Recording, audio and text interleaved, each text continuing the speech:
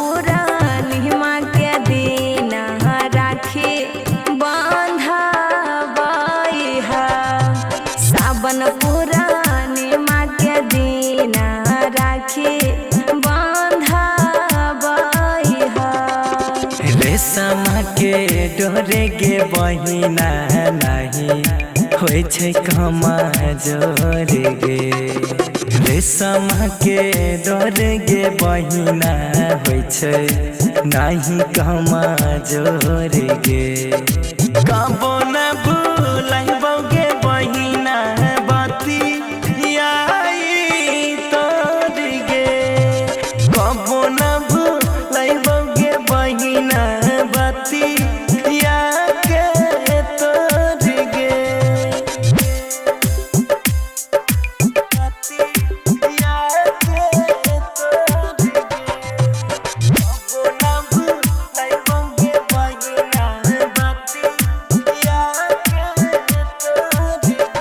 राखी बांधे में हम भैया लेबा सोनामा के हार। हमरा दिल नहीं दुखै हो नहीं तो करी हो इनकार। हसही बनल रहतौ तोरा ऊपर भैया के प्यार। नहीं हम करबहु इनकार हैले रुपया हजार। ससुर से बहिनी के भैया हो फोन कह के बोलैहा। सावन पूर्णिमा के दिन राखी बंधबैहा। सावन पूर्णिमा के दिन राखी बंधबैहा।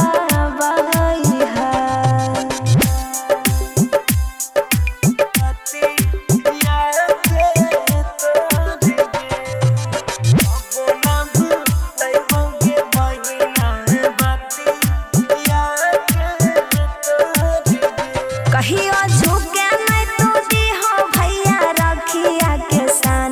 असही प्यार बनल रखियो जब तक रहतै परान। तो रहे गे बहिना हमारा विश्वास। हर सुख दुख में देता हूँ तोरा भैया तोहर साथ।